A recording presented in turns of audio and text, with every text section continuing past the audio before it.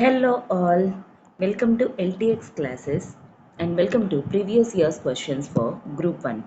ఈ యొక్క సిరీస్లోని మనం ప్రీవియస్ ఇయర్స్ క్వశ్చన్స్ తాలూకా గ్రూప్ 1ని చూస్తున్నాం కదా. ఈరోజు ఇదే కాంటెక్స్లోని ఇంకొన్ని ఇంపార్టెంట్ క్వశ్చన్స్ అనేవి డీల్ చేయడానికి చూద్దాం. ప్రజెంట్ మనం ఎకానమీ రిలేటెడ్ బిట్స్ అనేవి చూస్తున్నాము. ఆల్రెడీ మనం పాలిటీ అండ్ హిస్టరీ ఫినిష్ చేసాము. ఇఫ్ అట్ ఆల్ మీరు ఎవరైనా సరే కవర్ చేయలేనట్లయితే ఒక్కసారి ప్రీవియస్ వీడియోస్ అనేవి వాచ్ చేయండి. దీని ద్వారా మీకు ఏంటి అంటే ఏది ఇంపార్టెంట్, ఎక్కడ ఫోకస్ చేయాలి, ఎక్కడ ఫోకస్ చేయకూడదు అనేది మీకు క్లియర్గా అర్థమవుతుంది. ఓకేనా? సో ఈరోజు డీల్ చేసేది శాంతి మ్యామ్ ఎల్టీఎక్స్ క్లాసెస్. అయితే ఒక చిన్న అనౌన్స్మెంట్ అమ్మా before starting the class. So actually group 1 కోసం గ్రూప్ 2 కోసం ఏబిపిఎస్సి క్లాసెస్ అనేవి ఎల్టీఎక్స్ క్లాసెస్ వాళ్ళు రన్ చేయడం అనేది జరుగుతుంది. అయితే ఎవరైనా సరే గ్రూప్ 1 ఒకవేళ జాయిన్ అవ్వాలి అనుకుంటే మీకు లైఫ్ ప్లస్ రికార్డెడ్ కావాలి అనుకుంటే కేవలం 35,000 రూపీస్కే ప్రొవైడ్ చేస్తున్నారు. లైఫ్ ప్లస్ రికార్డెడ్లోని మీరు లైవ్ క్లాసెస్కి అటెండ్ అవ్వగలరు. ఆర్ అదర్వైజ్ ఎప్పుడైనా స్కిప్ అయినట్లయితే రికార్డెడ్ సెషన్స్ అనేవి కూడా మీకు అవైలబుల్గా ఉంటాయి. అయితే గ్రూప్ 1 వచ్చేసరికి మీకు కేవలం రికార్డెడే కావాలి, మేము ఆన్లైన్ అటెండ్ అవ్వలేము అనుకుంటే 30,000 రూపీస్ పే చేస్తే సరిపోతుంది. మీకు రికార్డెడ్ క్లాసెస్ అనేవి ఉంటాయి. గ్రూప్ 2 వచ్చేసరికి కేవలం 12,000 రూపీసే రికార్డెడ్ సెషన్స్ అనేవి మీకు ప్రొవైడ్ చేస్తారు. అయితే ఇవి ఏవైనా కానివ్వండి, మీకు ఇవన్నీ కూడా లైఫ్ టైం వ్యాలిడిటీతో రాబోతున్నాయి. లైఫ్ టైం వ్యాలిడిటీ అంటే అర్థం ఏంటమ్మా? మీరు ఎగ్జామ్ క్లియర్ చేసేంత వరకు కూడా ఎల్టీఎక్స్ క్లాసెస్ తాలూకా సపోర్ట్ అనేది మీకు ఉండబోతుంది అనమాట. అయితే మీకు ఈ ఫీ అనేది కేవలం 31st అక్టోబర్ వరకు మాత్రమే ఉండబోతుంది. ఆ తర్వాత ఫీ అనేది రివైజ్ అయిపోబోతుంది. చూసుకోండి. ఈ లోపల ఎవరైతే జాయిన్ అవ్వాలనుకుంటున్నారో, ఇప్పుడు డిసెంబర్ 18 జరగబోయే స్క్రీనింగ్ టెస్ట్ గ్రూప్ 1 క్లియర్ చేయాలన్నా, నెక్స్ట్ గ్రూప్ 2 నోటిఫికేషన్ యూజ్ చేసుకొని గ్రూప్ 2లోకి ఎవరైతే ఎంటర్ అవ్వాలి అని డ్రీమ్ ఉందో వాళ్ళందరికీ కూడా ఈ క్లాసెస్ అనేవి మీకు ఎంతో హెల్ప్ చేస్తాయి. మీకు దీనికి రిలేటెడ్ మీరు ఎవరైనా జాయిన్ అవ్వాలి అనుకొని ఎంక్వైరీస్ ఏమైనా ఉన్నట్లయితే ఇక్కడ కనిపిస్తుంది కదమ్మా నంబర్ 7893899553. ఇది ప్రత్యూష మ్యామ్ నెంబర్ అమ్మా. మీరు ప్రత్యూష మ్యామ్కి కాల్ చేసి మీ డౌట్స్ అనేవి క్లియర్ చేసుకొని మీరు జాయిన్ అయ్యే ప్రయత్నం అనేది చేయండి. అండ్ ఇఫ్ అట్ ఆల్ మీరు విజిట్ కూడా చేయొచ్చు ఈ వెబ్సైట్. ఇక్కడ కనిపిస్తుంది కదా www.ltxclasses.com. ఈ వెబ్సైట్ కూడా మీరు లాగిన్ అయ్యి మీరు మొత్తం అంతా కూడా ఎల్టీఎక్స్ క్లాసెస్ అన్నీ కూడా మీరు చూడొచ్చు. ఓకేనా? సో ఈరోజు క్వశ్చన్స్లోకి ఫస్ట్ క్వశ్చన్ ఏంటి అంటే, at present with which name is Swarna Jayanti gram Swarozgar Yojana 1999లో implement చేసిన స్వర్ణ జయంతి గ్రామ్ స్వరోజ్గార్ యోజనని ఇప్పుడు ఏమని పిలుస్తున్నారు? యాక్చువల్లీ ఇంతకుముందు ఈ స్కీమే national rural employment program, rural ఏరియాస్లోని ఎంప్లాయ్మెంట్ ప్రోగ్రామ్ కోసం అని చెప్పేసి ఒక స్టార్ట్ చేసిన స్కీమ్ని 1999లో ఈ స్కీమ్నే స్వర్ణ జయంతి గ్రామ్ స్వరోజ్గార్ యోజన అని చెప్పేసి, ఏంటి మొత్తం అంటే ఇండియాలో ఎన్నైతే గ్రామాలు ఉన్నాయో వాటన్నిటిని కూడా స్వర్ణంగా అంటే గోల్డ్ లాగా చెయ్యాలి, అంత అభివృద్ధి చెందాలి అని చెప్పేసి ఈ స్కీమ్ అనేది దాన్ని రీనేమ్ చేసి కొత్త ఆబ్జెక్టివ్స్ అనేవి పెట్టడం జరిగింది. కాకపోతే మళ్ళా తర్వాత దాన్ని 2011లోని ఇలా కాదు అని చెప్పేసి స్కీమ్ పేరు ఆజీవిక అని చెప్పేసి పేరు పెట్టడం అనేది జరిగింది. అంటే రూరల్ ఏరియాస్లోని ఎంప్లాయ్మెంట్ ఆపర్చునిటీస్ అవన్నీ ప్రొవైడ్ చేయడం కానీ, లేదంటే వాళ్ళకి క్రెడిట్ అనేది ఇచ్చి వాళ్ళకి ఎంప్లాయ్మెంట్ ఆపర్చునిటీస్ వచ్చేలాగా జనరేట్ చేసే విధంగా చేయడం కానీ అవన్నీ చేయడం జరిగింది. మళ్ళా దీన్ని 2015లోని నేమ్ అనేది చేంజ్ చేసి Deen Dayal Antyodaya Yojana national rural livelihood mission అని పేరు మార్చడం అనేది జరిగిందనమాట. దీని ప్రకారంగా ఏంటి అంటే, ఈ నేషనల్ రూరల్ లైవ్లీహుడ్ మిషన్ ప్రకారంగా అంటే నేషన్ మొత్తానికి రూరల్ ఏరియాస్లోని లైవ్లీహుడ్ కోసం అంటే ఏంటి, బ్రతుకు తెరువు కోసం అనమాట.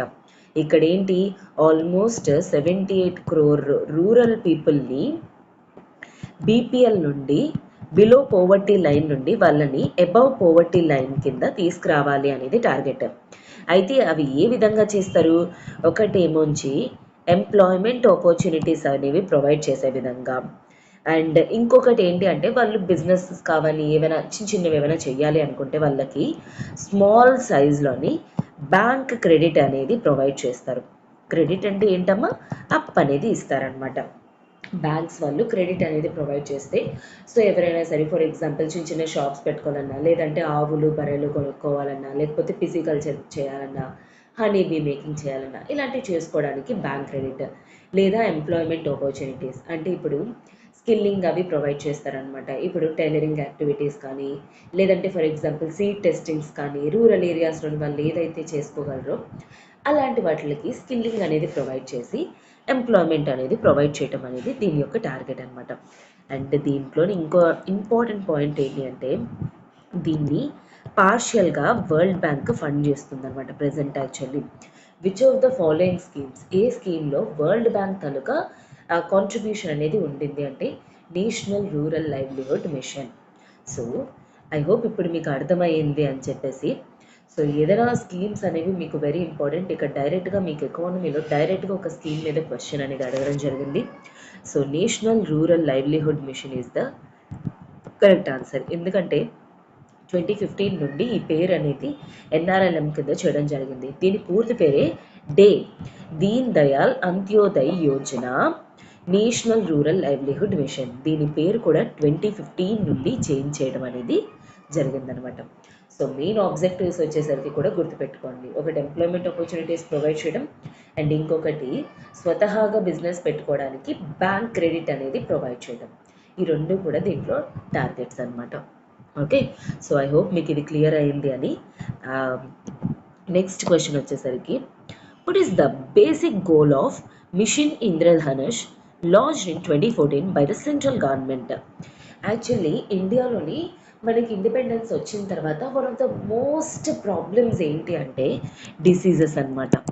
అంటే చాలా వరకు కూడా వ్యాక్సిన్స్ అనేవి లేవు, అండ్ వ్యాక్సిన్స్ అనేవి ఏ విధంగా తీసుకోవాలో కూడా ప్రజలకు తెలియదు అనమాట.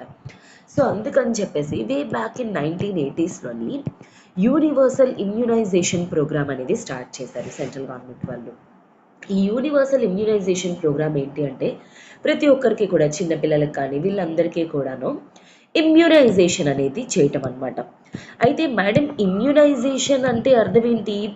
ఇప్పుడు ఫర్ ఎగ్జాంపుల్ ఏదైనా ఒక డిసీజ్ వచ్చిందనుకోండి, ఆ వైరస్ కానీ బ్యాక్టీరియా కానీ ఏదైనా అటాక్ అయిందనుకోండి, అప్పుడు బాడీ అనేది వెంటనే రియాక్ట్ అయ్యి దాన్ని చంపే విధంగా ఆ ఫారెన్ పార్టికల్స్ ఏవైతే ఉన్నాయో ఆ ఫారెన్ పార్టికల్స్ ఎంటర్ అవ్వగానే బాడీలోని యాంటీబాడీస్ అనేవి క్రియేట్ అయ్యే విధంగా ఈ యాంటీబాడీస్ ఏం చేస్తాయి? యాంటీజెన్స్ అంటే ఏంటి? ఫారెన్ పార్టికల్స్ని కిల్ చేస్తాయి అన్నమాట. సో అలా ఆ విధంగా ఆ బాడీలోని వెంటనే యాంటీబాడీస్ జనరేట్ చేయడాన్ని ఇమ్యూనిటీ పవర్ అంటారు. అంటే ఇప్పుడు జనరల్గా చూడండి, ఇప్పుడు కోల్డ్ కాఫ్ వచ్చిందనుకోండి, వెంటనే మనం హాస్పిటల్కి వెళ్ళిపోయి ట్యాబ్లెట్లు వేసేసి గట్ట చేయం కదా, ఒక 2 days అలా వెయిట్ చేస్తాం. ఎందుకు అంటే మన బాడీలో న్యాచురల్గా ఇమ్యూనిటీ పవర్ అనేది ఉంటుంది ఆ వైరల్ ఫీవర్స్కి వాటికి కూడాను. దాన్ని ఇమ్యూనిటీ పవర్ అంటారు. అది కోల్డ్ అంటే మన బాడీ రియాక్ట్ అవ్వడం అనమాట, యాంటీబాడీస్ని ప్రొడ్యూస్ చేసి. అలా ఒకవేళ చేయలేదనుకోండి, బాడీ యాంటీబాడీస్ని జనరేట్ చేయలేదు అని అర్థం అనమాట. సో ఈ వ్యాక్సిన్స్ అవి ముందే ఇచ్చేసారనుకోండి, ఈ వ్యాక్సిన్స్లో ఏంటి అంటే ఈ చనిపోయిన యాంటీజెన్ పార్టికల్స్ అనేవి ఉంటాయి. ఆ యాంటీజెన్ పార్టికల్స్కి బాడీ అనేది యాంటీబాడీస్ని జనరేట్ చేసి ఉంచుతుంది అనమాట. సో ఫర్ ఎగ్జాంపుల్ ఫ్యూచర్లో ఎప్పుడైనా ఈ పర్టికులర్ డిసీజెస్ అటాక్ అయ్యాయి అనుకోండి, ఆటోమేటిక్గా ఈ యాంటీబాడీస్ అనేవి జనరేట్ అవుతాయి, ఈ యాంటీజెన్స్ని చంపేస్తాయి అనమాట. ఎందుకంటే ముందే వాటి తాలూకా రెమినెన్స్ అనేవి బాడీలోనే ఉంటాయి కాబట్టి. దాన్నే ఇమ్యూనైజేషన్ అంటారు. అయితే ఈ ప్రోగ్రామ్ అనేది చాలా స్లోగా అవుతుందని చెప్పేసి దీన్ని స్పీడప్ చేయడానికని మిషన్ ఇంద్రధనుష్ అని లాంచ్ చేయడం జరిగింది. ఈ మిషన్ ఇంద్రధనుష్ తాలూకా మెయిన్ టార్గెట్ ఏంటి అంటే ఈ 12 చిన్నపిల్లలకి అనమాట, 12 వ్యాక్సిన్ ప్రివెంటబుల్ డిసీజెస్. అంటే ఏంటి? వ్యాక్సిన్ తోటి డిసీజెస్ అనేవి రాకుండా చేయడం కోసం, ప్రివెంట్ చేయడానికి డిసీజెస్ ఏవైతే ఉన్నాయో వాటికి వ్యాక్సిన్స్ అనేవి ప్రొవైడ్ చేస్తారనమాట. ఓకే, సో దాన్ని మిషన్ ఇంద్రధనుష్ అంటారు. అయితే మెయిన్ ఇంపార్టెంట్ ఏంటి అంటే దీంట్లోని ఈ 12 వ్యాక్సిన్ ప్రివెంటబుల్ డిసీజెస్ ఏంటి అంటే diphtheria, whooping cough, tetanus, polio, tuberculosis, hepatitis B virus, meningitis, pneumonia, haemophilia, and influenza type B, okay, Japanese encephalitis, rota virus vaccine, pneumococcal conjugate vaccine, measles rubella. ఇలాగే 12 vaccine preventable డిసీజెస్కి vaccines అనేవి provide చేసి చిన్నపిల్లలకి immunity అనేది provide చేయడమే, వాళ్ళని immunisation చేయడమే ఈ యొక్క పర్టిక్యులర్ స్కీమ్ తాలూకా టార్గెట్ అనమాట. సో ఐ హోప్ మీకు ఇక్కడ అర్థమైంది అని. మిషన్ ఇంద్రధనుష్ అనేది మీకు ఇక్కడ ఇచ్చిన ఆప్షన్స్ కల్లాను immunization is the correct answer. ఎందుకంటే ఇమ్యూనైజేషన్ అంటే ఏంటో గుర్తుపెట్టుకోండి. డిసీజెస్ అనేవి వచ్చినప్పుడు వాటికి బాడీ అనేది రియాక్ట్ అయ్యి యాంటీబాడీస్ని జనరేట్ చేయడాన్ని మన బాడీలో ఉన్న ఇమ్యూనిటీ కెపాసిటీ అంటారు. దాన్ని వ్యాక్సిన్ ద్వారా క్రియేట్ చేయడాన్ని ఇమ్యూనైజేషన్ అంటారనమాట. So option 1 is the correct answer. I hope మీకు ఈ స్కీమ్ ఇదే అర్థమైంది అని. ఓకేనా. సో నెక్స్ట్ క్వశ్చన్ వచ్చేసరికి, in relation to Andhra Pradesh which of the following application has received CSI Nihilent best e governance award during the 2017-18. అయితే 2017-18లోని సిఎస్ఐ ఇచ్చే బెస్ట్ గవర్నెన్స్ అవార్డు దేనికి వెళ్ళింది అని చెప్పేసి అడగడం జరిగింది. అయితే ఇది మీకు గవర్నెన్స్ రిలేటెడ్ వస్తుంది అండ్ స్కీమ్స్ రిలేటెడ్లోకి కూడా వస్తుంది అనమాట. ఈ అవార్డ్స్ అనేవి వెరీ వెరీ ఇంపార్టెంట్, మీకు గుర్తుపెట్టుకోండి ఎప్పుడైనా సరే. ఎస్పెషల్లీ ఆంధ్రప్రదేశ్లో ఇచ్చిన అవార్డ్స్ ఈ గవర్నెన్స్ కానీ, ఎందుకంటే ఏదైనా సక్సెస్ఫుల్గా ఈ మంచి పేరు వచ్చింది ఆల్ ఓవర్ ఇండియా వైడ్ ఆంధ్రప్రదేశ్ని ఈ స్కీమ్ పరంగా అందరూ తెలుసుకుంటున్నారు అంటే ఖచ్చితంగా వాటి రోల్ అనేది మీకు ఇంపార్టెంట్ అనమాట. అయితే ఆన్సర్ వచ్చేసరికి డి కృషి అనమాట. ఇది కరెంట్ అఫైర్స్లో అపీర్ అయ్యింది. ఓకే, కరెంట్ అఫైర్స్లోకి వస్తుంది ఇది. ఈ డి కృషి వచ్చేసరికి ఏంటి అంటే ఆధార్ ఇనేబుల్డ్ ఫర్టిలైజర్స్ అవి ఫార్మర్స్కి ప్రొవైడ్ చేయడమే ఈ పర్టికులర్ స్కీమ్ తాలూకా మెయిన్ ఇంటెన్షన్ అనమాట. సో ప్రతి ఒక్కరు కూడా ఫార్మర్స్ ఒకవేళ ఈ డీ కృషిలోని ఎనేబుల్ అయ్యారనుకోండి, వాళ్ళ ఆధార్ డీటెయిల్స్ అవన్నీ ప్రొవైడ్ చేసి ఎంత వస్తుంది వాళ్ళకి, వాళ్ళ ఫార్మింగ్ సైజ్ అనేది ఎంత అనేది తెలుసుకున్నారనుకోండి, ఆటోమేటిక్గా అమౌంట్ అనేది వాళ్ళకి ఈ ఫర్టిలైజర్స్ అనేవి వాళ్ళకి ఇస్తారనమాట. అలా అంటే డైరెక్ట్గా వెళ్ళి అవన్నీ మీట్ అయ్యి చేయకుండా అలాగేమీ లేకుండా మొత్తం మిడిల్ మెన్ని ఎలిమినేట్ చేసే విధంగా ఇంప్లిమెంట్ చేయడం అనేది జరిగిందనమాట. సో అందుకోసం అని చెప్పేసి, సో దట్ దీనివల్ల మెయిన్ ఇంపార్టెంట్ పాయింట్ ఏంటమ్మా, యూరియా ఇప్పుడు ఏదైతే ఉందో నైట్రోజన్ ఫర్టిలైజర్స్ ఉన్నాయి కదా, అవి ఏంటి అంటే బోత్ ఇండస్ట్రీస్కి ఇంపార్టెంట్ అండ్ ఆల్సో ఫార్మర్స్కి ఇంపార్టెంట్. ఈ మిడిల్ మెన్ వాళ్ళు ఏం చేస్తున్నారు, ఫార్మర్స్కి ఇస్తే తక్కువ అమౌంట్ వస్తుంది, ఇండస్ట్రీస్ వాళ్ళకి ఇస్తే ఎక్కువ అమౌంట్ అనేది వస్తుంది. అలాగా రీడైరెక్షన్ అవ్వకుండా ఇలా యూరియా ఏదైతే ఉందో అది ఇండస్ట్రీస్కి కాకుండా ఫర్టిలైజర్స్ అనేవి ఫార్మర్స్కి వెళ్ళే విధంగా ఈ డీ కృషి యాప్ అనేది క్రియేట్ చేయడం అనేది జరిగింది. సో అందుకే ఈ స్కీమ్ అనేది సక్సెస్ఫుల్గా అవ్వడం జరిగింది అండ్ ఆల్సో దీనికి బెస్ట్ ఈ గవర్నెన్స్ అవార్డ్ అనేది కూడా రావడం జరిగింది అనమాట. సో అందుకే ఇది important. Okay, so I hope this is clear for you. And next question వచ్చేసరికి, which organization launched RuPay card? RuPay కార్డ్స్ని ఎవరు లాంచ్ చేశారు? అయితే మనకి ఇప్పుడు డెబిట్ కార్డ్స్ అవి ఉంటాయి కదమ్మా, దాంట్లోని డిఫరెంట్ ఇండికేషన్స్ అనేవి కింద ఏ కార్డు ఏంటి అనేది ఉంటుంది కదా. రూపే కార్డ్స్ అని వింటూ ఉంటాం. ఇది ఇండిజినియస్ కార్డ్ అనమాట. అంటే ఏంటి, ఇండియాలోని జనరేట్ అయ్యిందనమాట కార్డ్. అయితే దీన్ని ఎవరు లాంచ్ చేశారు? NPCI, national payments corporation of India. అయితే ఎన్పిసిఐ వచ్చేసరికి ఇది ఒక నాన్ ప్రాఫిట్ ఆర్గనైజేషన్ టైప్ అనమాట ఈ బాడీ అనేది. దీన్ని RBI plus Indian banks association create చేయడం అనేది జరిగింది.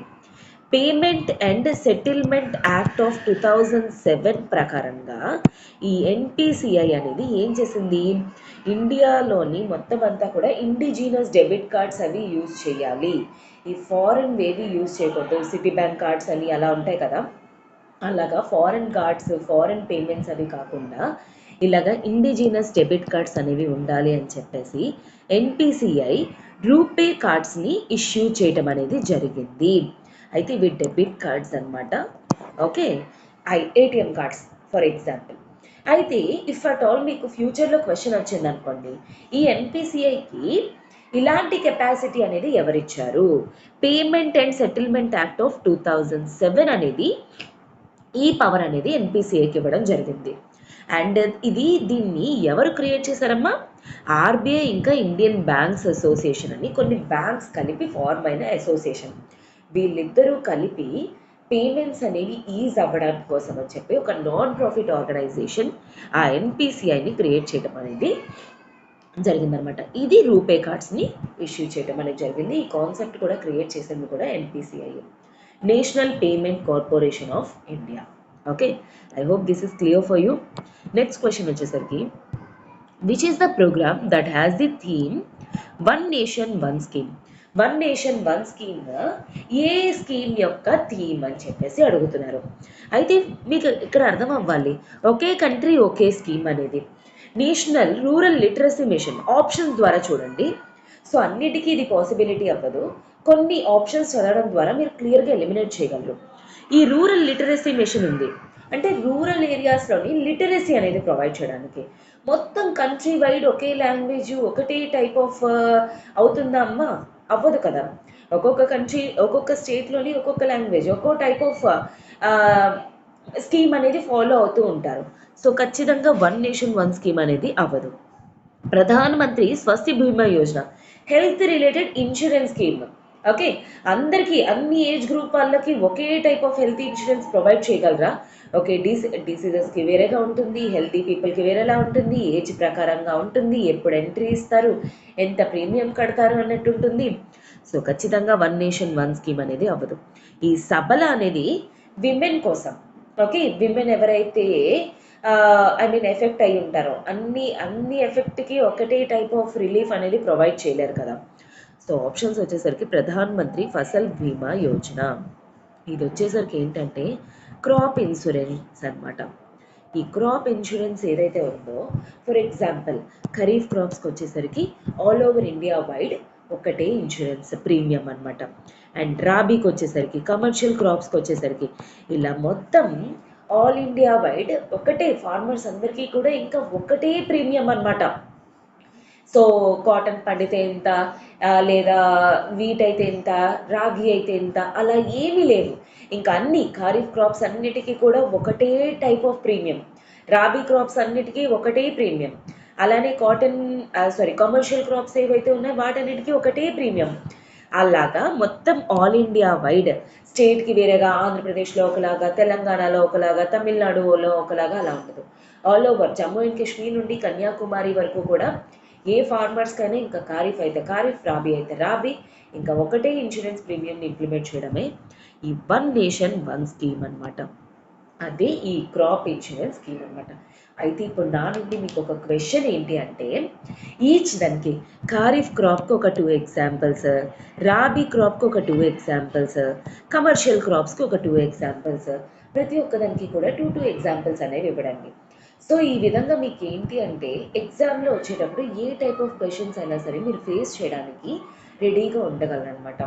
So I'm trying to make you, నేను మిమ్మల్ని అందరినీ కూడాను ఎగ్జామ్లో ఎటువంటి క్వశ్చన్స్ వచ్చినా సరే మీరు ఫేస్ చేసే విధంగా ఉండాలి అని మీకు అన్ని కాంటెక్స్లో కూడా ప్రొవైడ్ చేస్తున్నాను. సో దాట్ ఎప్పుడైనా ఏ కాన్సెప్ట్ అయినా వచ్చినట్లయితే మీరు ఈ విధంగా చదవాలా, ఈ విధంగా నేర్చుకోవాలనేది మీకు అర్థమవుతుంది. ఓకేనా? So these are the some of the questions అనమాట ఈ రోజుకి. అయితే ఇంకొక ఇంపార్టెంట్ అనౌన్స్మెంట్ అమ్మ. అయితే మీ ఫ్రెండ్స్ వాళ్ళు ఎవరైనా సరే, లేకపోతే మీరు ఎవరైనా రీసెంట్గా టీఎస్పీఎస్సీ గ్రూప్ 1 ఎగ్జామ్ రాసి మీరు ఎవరైనా సరే క్లియర్ చేస్తాము అనే స్కోప్ ఉంటే ఇంకా ఫర్దర్గా టైం అనేది వేస్ట్ చేసుకోకండి. ఎందుకంటే మెయిన్స్ ఆన్సర్ రైటింగ్ అనేది one of the crucial points అనమాట. ఆన్సర్ రాయడం ఏమి అంత సింపుల్ కాదు, దానికి ఒక పాత్వే ఉంటుంది, దానికి ఒక స్ట్రక్చర్ ఉంటుంది. సో దాంట్లో మీకు గైడ్ చేయడానికి, మిమ్మల్ని సపోర్ట్ చేయడానికి మన ఎల్టీఎక్స్ క్లాసెస్ వాళ్ళు ఈ TSPSC mains answer writing cum guidance programme అనేది స్టార్ట్ చేయడం జరిగింది. మీకు కేవలం ఆన్సర్ రైటింగే కాదు, మీరు ఏ విధంగా చదువుకోవాలి, ఏ విధంగా రాయాలి అనే దాని మీద మీకు గైడెన్స్ అనేది కూడా ప్రొవైడ్ చేస్తారు. అయితే ఈ యొక్క ప్రోగ్రాంలోని టోటల్ మీకు ఫుల్ సిలబస్ అనేది కవర్ అవుతుంది. ఫీ వచ్చేసరికి కేవలం 10,000 రూపీస్ మాత్రమే. మీకు టెస్ట్ సిరీస్తో పాటు గైడెన్స్ అనేది కూడా ప్రొవైడ్ చేస్తున్నారు ఇంత తక్కువ అమౌంట్కి. ఓకేనా? ఇది మీకు మెయిన్స్ ఎగ్జామ్ అయ్యేంత వరకు కూడా అప్లికబుల్ ఉంటుంది. మీకు దీని రిలేటెడ్ ఎలా జాయిన్ అవ్వాలి ఏంటి అనేది మీకు ఇంక్వైరీస్ కానీ ఉన్నట్లయితే ఇక్కడ కనిపిస్తుంది కదా మా నంబర్ 7893899553. ఇది ప్రత్యూష మ్యామ్ నెంబర్ అమ్మా. ప్రత్యూష మ్యామ్కి కాల్ చేసి మీ డౌట్స్ ఏమైనా ఉంటే క్లియర్ చేసుకొని జాయిన్ అయ్యే ప్రయత్నం అనేది చేయండి. ఓకేనా? So all the very best for your exam and don't delay. కాంపిటేటివ్గా ప్రిపేర్ అవుతున్నప్పుడు ప్రతి ఒక్క నిమిషం కూడా మనకి చాలా చాలా valuable. Don't try to waste that. Okay, have a good day students. All the best.